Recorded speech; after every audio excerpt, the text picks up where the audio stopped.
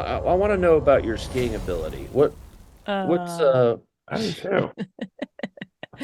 you it's seem like it's you would be a it's good skier in some ways. yeah. I did not grow up skiing. Okay, so Yeah, I went skiing for the first time in my life at like 30, and I've been a total of 5 times, and I'm very risk averse, right? So that is not surprising so far. Okay. yeah. And so I at this point I can ski greens. And I've done like a tiny bit of a blue here and there, but I prefer to stay in my comfort zone. And yeah. Nothing wrong with a nice groomed slope and do a little carvy warvy. Carvy Warby, that's right. Sometimes My Z turns, my sometimes they're out S here calling me turns. Carvin Marvin. It's embarrassing. And I'm like, Carvin stop, Marvin. guys, stop. I'm not Carvin Marvin. I'm Shreddy Wetty. Shreddy Wetty. Yes. Vicky. Shreddy Wetty. Uh They call me Shreddy Wetty, the bottom fermenter. you missed that one, Jordan, because you were 5 minutes late. Jordan, are you a top fermenter or bottom fermenter kind of guy? I don't know if I want to answer this. I guess bottom. Yeah, Yeah. I can Doesn't see that. everybody ferment at the bottom? I'm not everybody, Jordan. Touche. Top fermenting is an ale, bottom fermenting is a lager. The reason it's easier to make an ale is because the yeast floats to the top and you can just scrape it off. Whereas Mm. a lager, you have to filter it to get the. That's why lagers are clear and crisp. Mm. Anyway, don't want to give too much of a beer lesson here to you folks who already know everything. I think we should switch from fermenting to beer law. So Yeah, let's let I think old so. Marc Sorini in. Can't answer any more questions until our lawyer is present. Yes, send lawyers, guns, and money.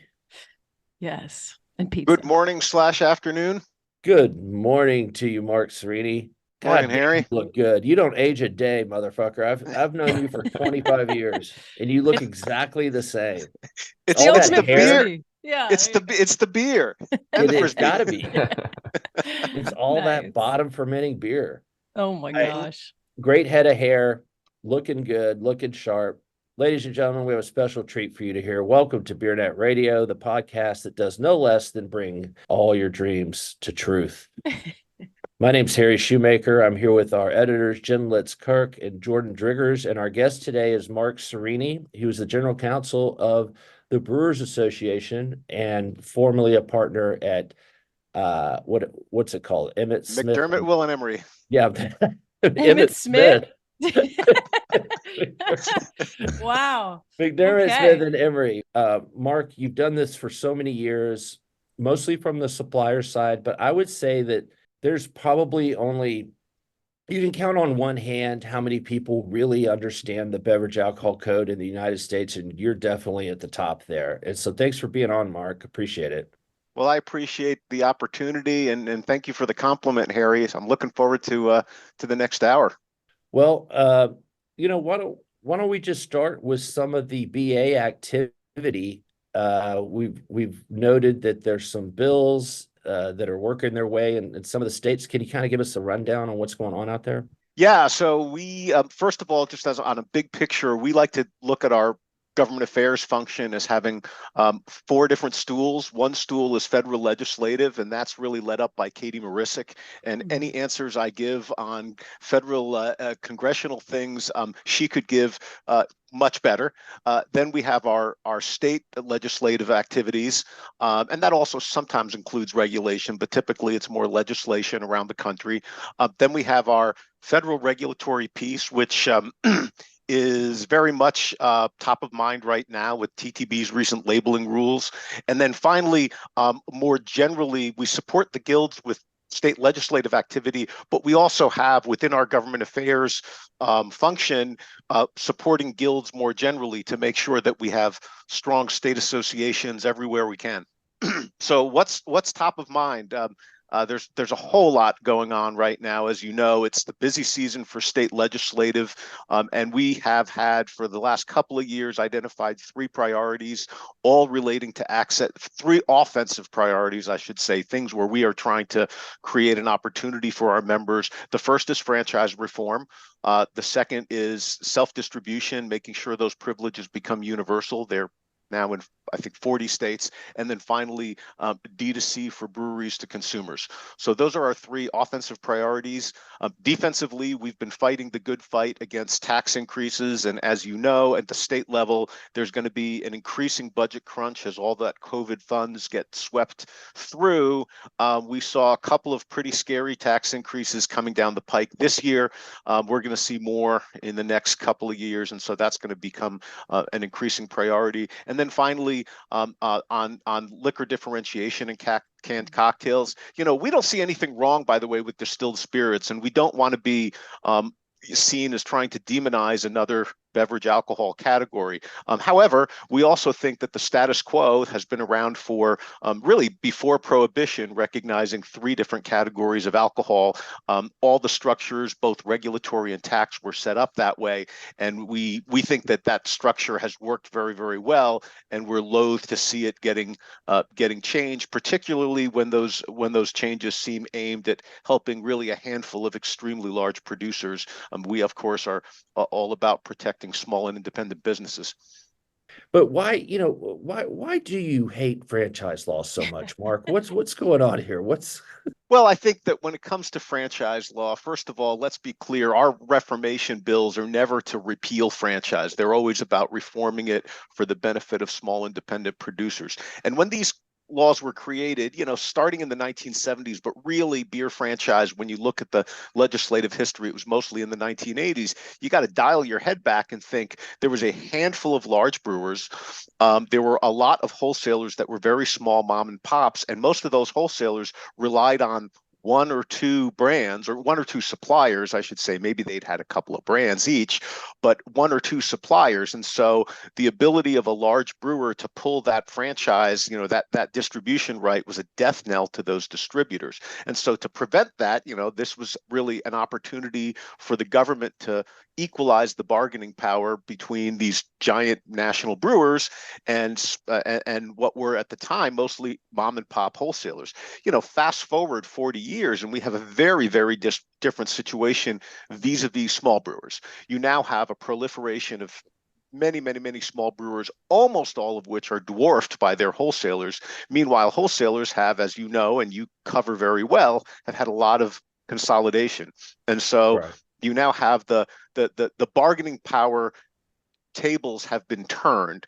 And so we think at a minimum, to be fair, you should either not give those automatic, very favorable legal protections to what is, in fact, the larger, more powerful entity in this business relationship, or create a mechanism for not-for-cause termination that at least allows the brewer some control over their brand rights. We think the time has come, and increasingly, we love the model we saw in New York in 2012, or we saw finally with the compromise in Massachusetts in 2021, and most recently with Wyoming, where we negotiate something with the wholesalers. It takes a while to get there, but if we can do this together to reform these laws and protect their original function vis-a-vis the giant global multinationals, we think that's a great solution. And I think, that all sounds reasonable. And it seems like, to what extent do you get wholesaler buy-in, at the state level when you're working on this? It's you almost kind of have to, and at least in some states, get some buy-in. Have wholesalers been more receptive to those kind of talks more recently than they were in the past? I think the answer is it depends on the state. You have various models. If you look at Wyoming, I think initially there was a view, and very often I am not the one doing the talking. It's either Sam DeWitt on my team, who's our state government affairs lobbyist, or it's the guild president or the guild lobbyists themselves. So usually I'm in the background on more of the legal work and the strategy work. So first disclaimer, I'm usually not the one who's actually talking to the wholesalers. But, in Wyoming, for example, I think initially there was a don't touch this. But quickly, I think there was an understanding where you had, what are mostly local businesses seeing eye to eye and coming to the table with a spirit of cooperation and, making compromises, because the bill that emerged is not the sort of dream bill that we originally drafted and said, here's what we would like. Sometimes, on the other hand, it takes a little bit of, let's call it softening the beaches, like the old D-Day analogy. You may recall in Massachusetts, there was, I think, 8 or 9 years of an adversarial posture between the wholesalers and the brewers, which eventually led to a compromise that got everybody to the table and supported it. So we see states like, I know you recently reported on Georgia, where there hasn't been that meeting of the minds. If we keep doing our work and keep explaining firmly and respectfully why we think this is a good idea, we'll get there. Maybe that's Pollyanna-ish, but I think we will get there. It's just going to take some time. Right. Well, All right, speaking Jen? of compromise and getting there, I want to switch gears to another top legislative component that you talked about, and that's of course the USPS Shipping Equity Act. You guys Sure. have been trying for a while to pass that, right? Yep. And just to remind everybody, that would allow the U.S. Postal Service to ship alcohol in states where it's currently legal for private consumers to do so, and not superseding state law. The top priority for you guys, obviously the MBWA isn't so happy about it. I think Craig likes to say, your postal guy shouldn't be your bartender type thing. What will it take to eventually pass this? So what will it eventually take to pass it? First of all, definitely a question that Katie Marisic would be better suited to answer. But, we're not unrealistic. We recognize that the NBWA and WSWA are big opponents, and the likelihood of pushing it through, in this Congress, for example, I mean, nothing's going to get done in this Congress, given that it's an election year. But we do have faith, and we recognize, and one of the things, well, two of the general observations I'll make about government affairs is, number one, you have to have a pretty long-term view. If you get discouraged by one defeat, that's going to be you're never going to get anywhere. Remember Kaboomtra, which was our great triumph. We started that. I've been outside counsel to the small brewers since 1998. We started that in 2009. So for it to get permanent, it took 11 years. So you've got to keep coming at these things to be able to do it. And then the other is that, it's the old saying of, you have to be able to walk and chew gum and then, juggle bottles at the same time. You have to do multiple things at the same time. So we see USPS Shipping Equity as fitting into this larger access to market piece where, let's face it, 9,500 breweries are not going to be distributed in a market where there are 2 mainline distributors covering a given market. And yet consumers, when you look at the way they vote with their feet, with patronizing own premise, still want a wider variety than the current mainline distribution system is likely to be able to effectively give them. Why not, for the consumers that are that are kind of on the edges, why not give them additional ways to get their product, like we've seen in the wine industry for now decades, without crashing the wine and spirits distribution system. Right. Yeah, no, that makes a ton of sense. One more quick follow-up from me, kind of shifting gears, and I feel like you might say this isn't your total wheelhouse, but I think it is, Mark. Everything's your wheelhouse. At our summit this year, we had a bunch of trade org heads on stage talking about some of these divisive things like, the DTC and equivalency. But we were surprised to hear that they kind of agreed on one job, number one, which is coming together to defend BevAlc, which has taken a hit in the press and taken a hit from the WHO and that sort of thing. What are your feelings on that? Yeah, I think I agree completely that if nothing else, beverage alcohol is perhaps a warring family sometimes. We have our disagreements, and we're going to have those disagreements. And in keeping with the whole chewing gum and walking, at times, I think we can cooperate on some things while respectfully disagreeing on others. But yes, there are some fundamental existential threats out there to the beverage alcohol industry that we all have to acknowledge and we all have to be cognizant of. I mean, this idea of no safe level of drinking is a very pernicious one. I mean, I always point out that there's no safe level of going outside, or no safe level of recreational sex, or no safe level of playing a sport. And yet we do these things because we're human beings and we like to. And that's what living is all about. And so the no safe level thing is, in my mind, what happens when you hyper-medicalize issues and lose the larger humanity in what society is about. Yes, alcohol can be abused. Yes, there needs to be controls to make sure that we can minimize that. But to try to go to a rhetorical prohibitionist approach, we think is wrong, and we think the WHO is going in the wrong direction there, and we do fear that that may seep into U.S. governmental policies and state governmental policies as well. Radical medicalization. That's a great way of putting it. That it's or in kind of weaponization of, and like you said, I mean, ultimate frisbee, for instance. There's risks in that.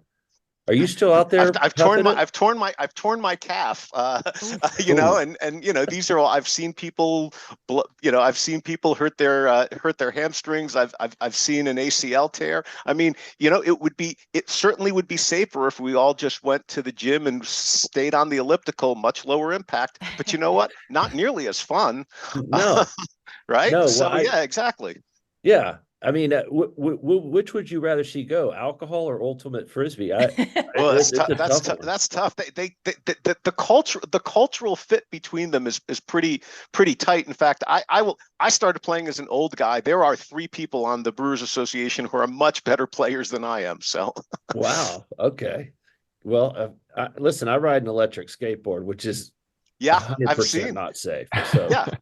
But you enjoy it, and of course you should be, and of course this should be something that's within the discretion of reasonable adults to choose to do. Yeah. Right. Yeah. Right. I have one quick follow-up. You're talking about this is an election year, so nothing's going to get done in Congress. Yeah. So what's the priority for the hill climbs this year then? You toe in the normal line because, like you said, the long view, or does your strategy change at all? Yeah. We don't have it is not completely set in stone right now, but you can bet that USPS Shipping Equity Act will be something we will talk about. You've recently covered the Cheers Act. We think that's a great piece of legislation that Team Beer has come together to support. I mean, when you think about it, even though probably the primary beneficiaries, if it passed, are going to be the large retail, either restaurant chains or on-premise bar chains, draft is great for craft, and craft is good for draft. And so something that gets people shifting back toward draft beer, not only is it environmentally good, but it's good for our industry. So we think that that's an important one. The Credit Card Competition Act, many of our businesses are small businesses with a substantial retail component. They're paying credit card fees. This would, in effect, require that not the big 2 credit cards dominate all processing. So there are a variety of things that we're going to be pushing. And then, of course, our congressional caucus. That just means making sure people are cognizant on the Hill of us. And then there's also this important component about the Hill climb, which is educating our own members. In other words, even if there's not a burning issue there, we want to make sure, just like NBWA members, I think, really have gotten this and understood this for a long, long time. We're trying to make sure small brewers recognize that the political engagement process is one that really has to be ongoing. And so when there is that hair on fire issue that you might not even see coming down the pike, you have somebody in the legislature who knows who you are, is going to answer the call, and will at least give you the benefit. You're not buying votes, but you're certainly getting yourself a bit of credibility, so you'll be listened to. And we think that's super important to make sure our members build up that muscle. How has the BA changed over the years? I mean, the own premise has kind of come into its own. So brew pubs get more voice in the BA. And I'm just kind of speaking as an observer. I don't really have any special knowledge, but is there any kind of shift like that going on at the BA that you've seen in your career? I think there's been a deliberate desire to make sure that our board in particular looks like our membership. And part of that, of course, is things like racial and gender diversity. And I think right now our board is, I think it's now majority woman board, but also very importantly, we've always been cognizant of geographic diversity. We've become much more cognizant of size diversity. So we added the tap room category as a represented member class a couple of years ago.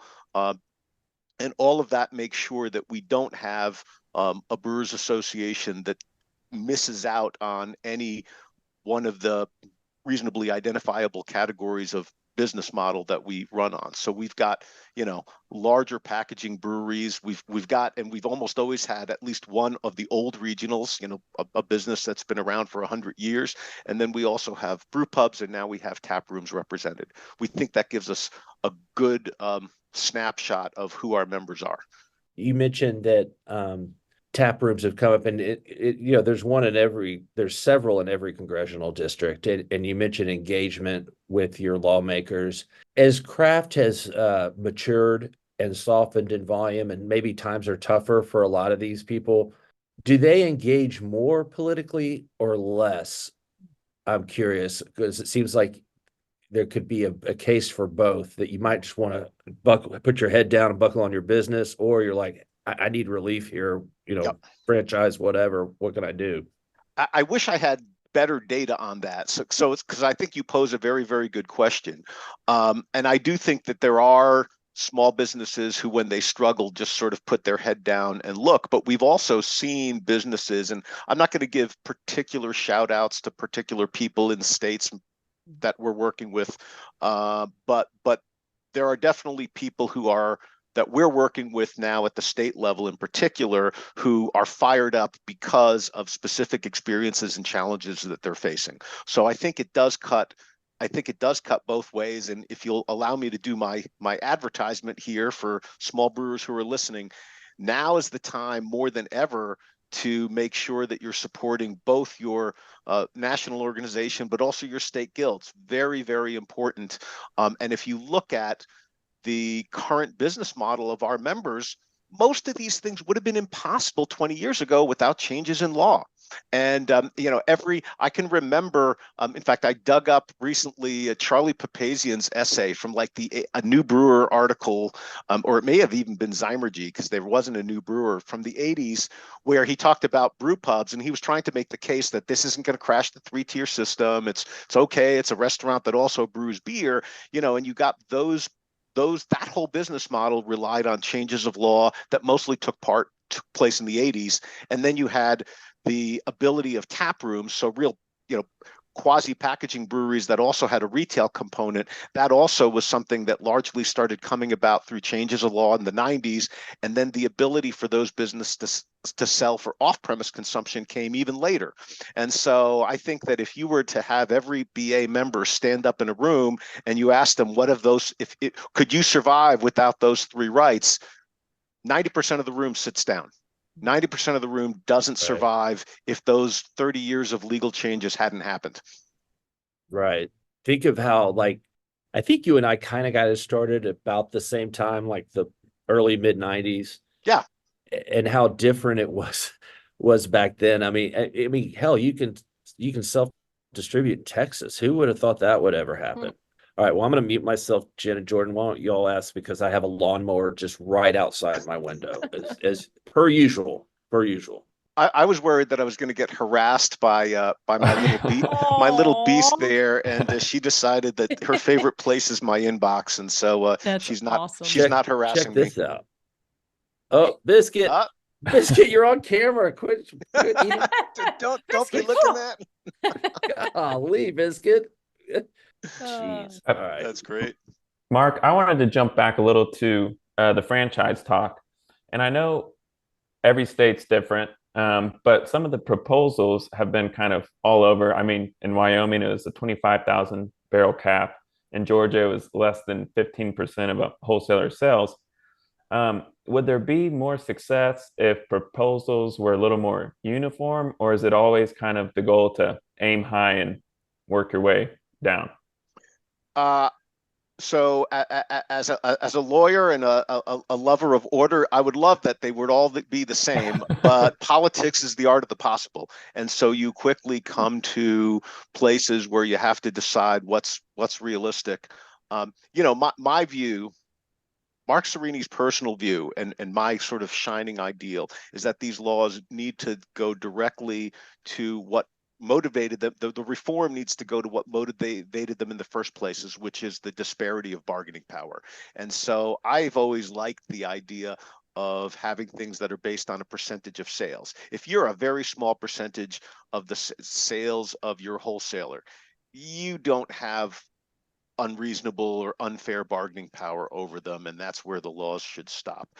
However, very often we find that those sorts of proposals become a little bit more complicated. The lawmakers start going, but who does that apply to? Well, it depends. It depends on the size of the wholesaler and the size of the brewer. They don't like that. They much prefer, well, okay, 25,000. How many members of yours get in there? How much it becomes much easier. So we found that tends to be more appealing to lawmakers, even though if I'm putting on my ideal policy hat, I would base it on a percentage. But we're going to be flexible because we think reform is necessary here. And if we can get reform that's, 80% good, we'll take it. Are there sometimes maybe people that kind of join the party that aren't small brewers when it's a percentage of sales? Yeah, they would. Although if there's a mechanism for the wholesaler to get compensated, I don't, it would at least regularize the process that we all know goes on anyway.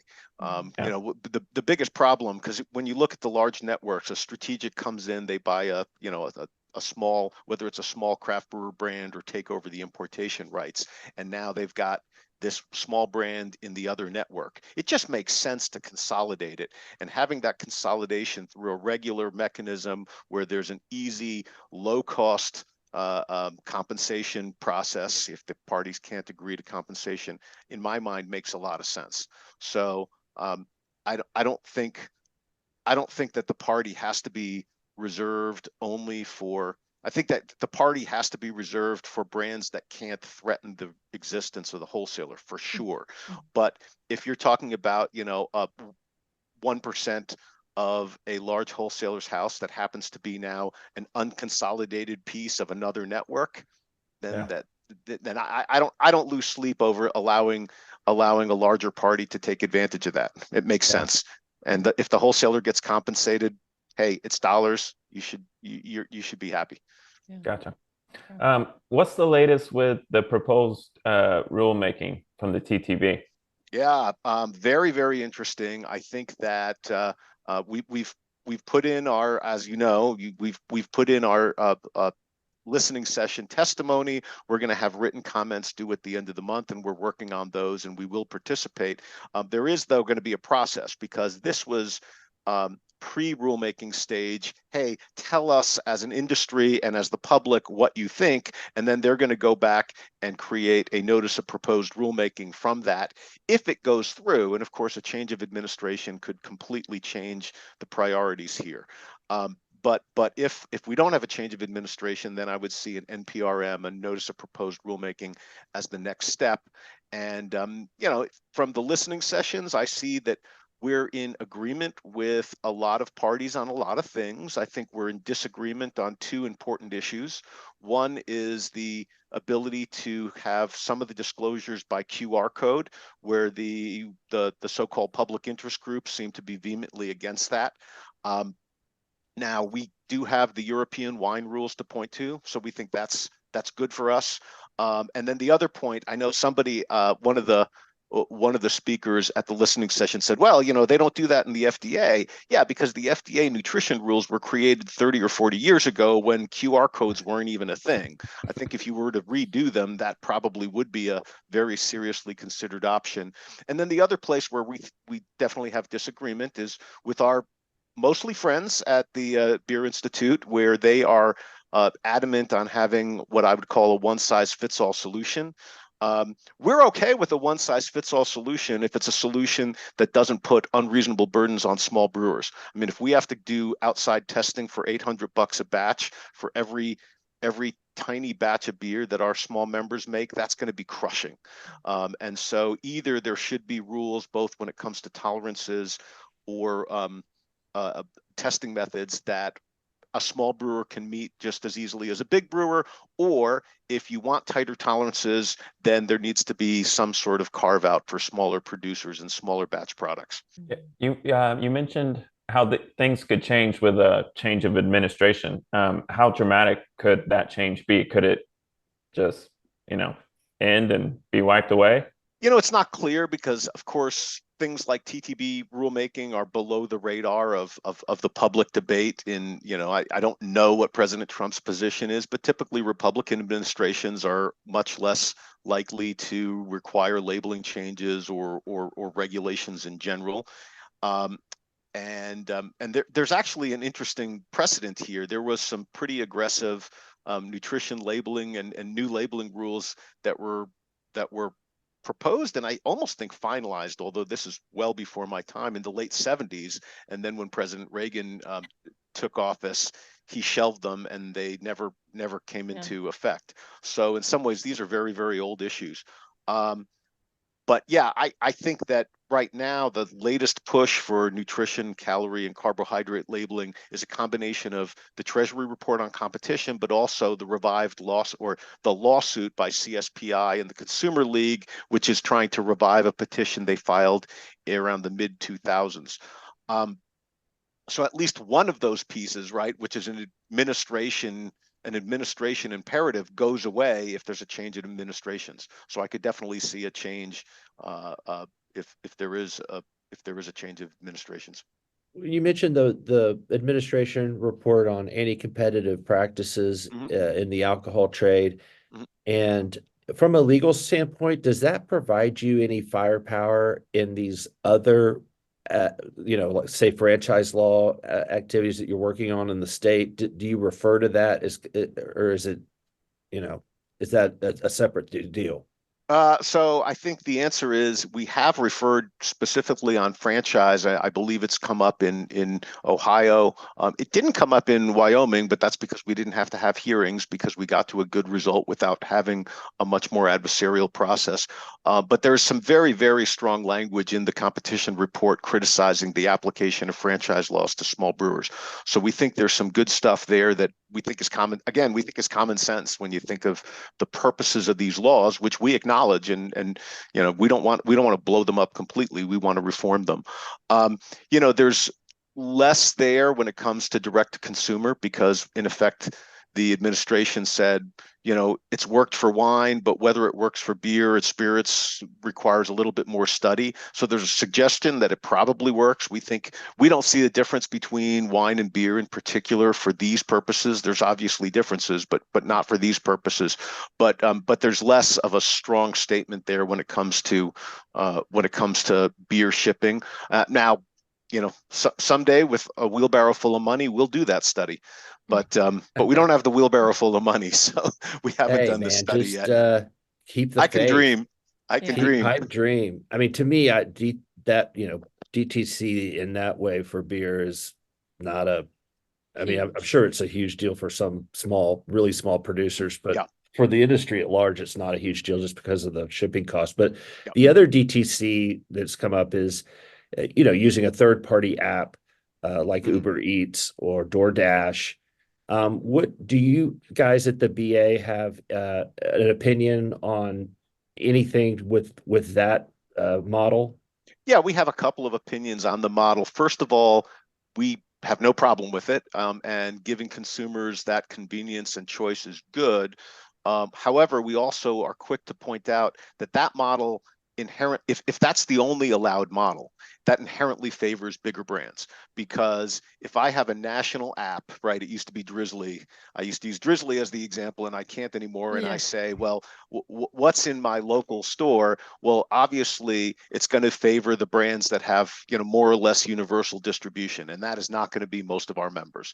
And so, while we think that is part of the solution for consumer convenience in the 21st century, and it does fulfill a real consumer need, we think that it needs to be complemented by a direct-to-consumer option, because otherwise that direct to consumer ability is going to be largely reserved for the largest brands, and we think that's bad.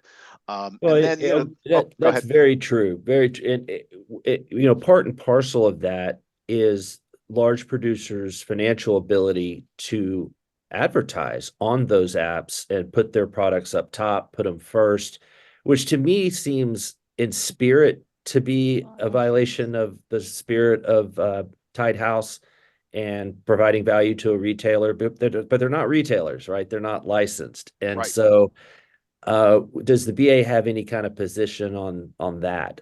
Yes, we do. And you actually let me segue into the other big TTB issue that we were heavily engaged in last year. And then we're going to be waiting for the next TTB rulemaking, which is their reform and modernization of their trade practice rules.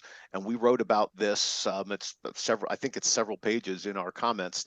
They were fairly long comments, but so I don't begrudge anyone for missing it. But yes, we do talk about that, because while we think the third-party platform model is perfectly good and we have no problems with it, it starts looking like an indirect thing of value to the retailer from whether it's a supplier or a wholesaler.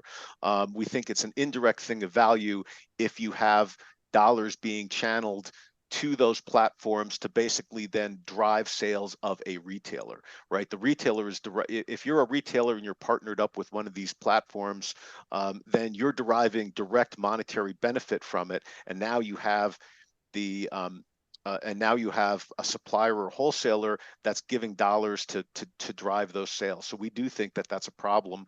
And the analogy we like is that the app in effect is like a virtual sales force, and it would be a no-brainer under the Tide House laws, both federally and under almost any state, to say, of course, the retailer can't have a third-party sales force that then gets paid for by the supplier, right? That would be a I don't know. problem. I think Kroger tried it with Yep. with Southern And Glazers, a few years ago, but that's yeah, right. they can try it. TTB told them, hell no. Right. So yeah, exactly. But that's exactly right. That it looks to us exactly like that kind of scheme, except that instead of a flesh and blood sales force or marketing force getting dollars from the supplier or wholesaler, it's a virtual sales It's a robot. Force. Yeah, It's a a robot salesperson, and they can be more effective than humans. I'm reading. So, Jen, You're I hope reading. Jen, I hope you have your Tesla under lock and key, because that thing's going Yeah, to but turn on you any minute. Alexa's on, so and I just signed up for Chat GPT. But Good for you. But we're talking about things that are going to obviously be more pertinent in a couple of years, right? I can see this being one of the biggest issues that there is, anything pertaining to digital, Tide Houses, that sort of thing. But in that vein, I also wanted to touch on intoxicating hemp beverages. I know you did a primer on that in late January, and talking about how, technically they're legal federally, I guess, because of the Farm Bill, but they can still have legal risks. Now, I know a lot of BA members do make these beverages. So what are you guys advising your members? Well, we're not a law firm, so we don't give direct advice to members. I was in that business for almost 30 years, and I'm not anymore. But we think there are federal risks, because remember that the FDA has yet to deem whether it's CBD or THC as ironically, the acronym is GRAS. GRAS is not grass. It's not generally recognized as safe. And it's for food, and it's also not recognized as a dietary supplement, because there's a specific carve out in the dietary supplement statute that says if one of your ingredients has been approved as a drug, which we all know, with CBD, it has been for anti-seizure medicine, et cetera, then you also can't be a dietary supplement. And so there are still some federal risks there. Right now, the federal government is not really enforcing that, but things could change, particularly if there's a black swan event. And increasingly, you're seeing risks come up. The latest reports I saw about a week or two ago that got some mainstream media coverage was the link between heart disease and cannabis consumption. Right. And so, these things could definitely change the enforcement environment out there. And then at the state level, there's a lot of risk in most states. You have Minnesota, which actually created a regulatory structure. And, in our view, that's the way to do it, have a regulated system. We live in an alcohol beverage regulated system, and we think that a well-regulated market can work. But what's happening now is that you have this weird dichotomy where you have this cannabis structure which is highly regulated in a lot of states.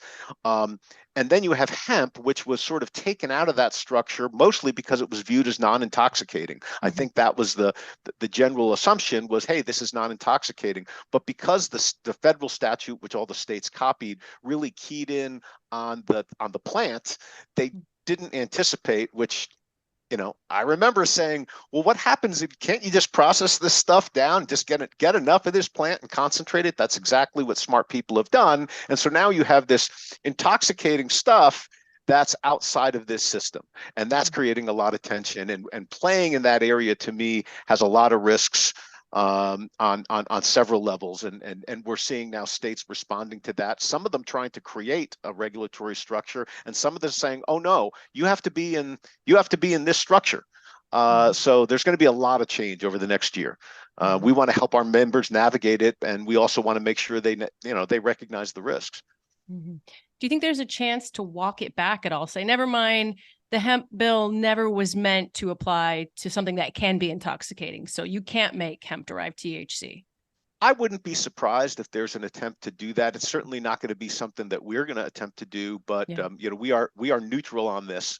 But I wouldn't be surprised, believe it or not, if the mainstream cannabis industry makes that attempt, because I think there's a lot of tension from between this more emerging hemp-based beverage category and the more traditional dispensary-based cannabis business. So it is absolutely possible. We haven't seen a bill, but it would not shock me. And we're definitely seeing that in the states.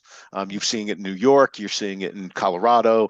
You're seeing it, I believe there's Florida has a DOR rule. So yeah, we're seeing it in a lot of places. And then my last one would just be, we've covered a lot, but are there any other sort of lookout legislative or legal areas on the horizon that you think we'll be talking a lot more about in the next 2-3 years? Wow. Yes. Don't discount the unexpected. So I'm sure there's going to be a couple of issues that we don't anticipate. We touched on it very briefly, but I think tax increases are going to be a big one. I think you're unrealistic if you don't think that that's going to be a major factor. I think again, we briefly touched on the issue of the WHO, but I do think that when it comes to how that translates in the U.S., we know we have the dietary guidelines process coming down the pike in 2025. And there are other things, cooking up at NIAAA and other agencies, which could have a significant impact on the way the public perceives alcohol. So I think there's a number of things coming down there. At the state level, hard to see. Harder to see what may come out at the state level.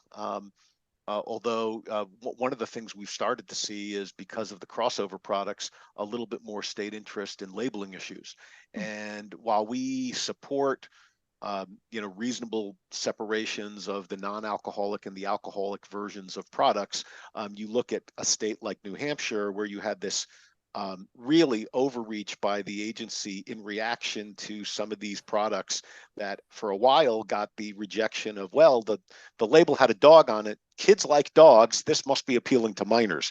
And so we also have to be very vigilant about that. And I see that as an issue we're going to see more of in the next 2 or 3 years. And then finally, one of the things we're looking at is EPR and enhanced bottle bill legislation. There's a lot of it out there in the states.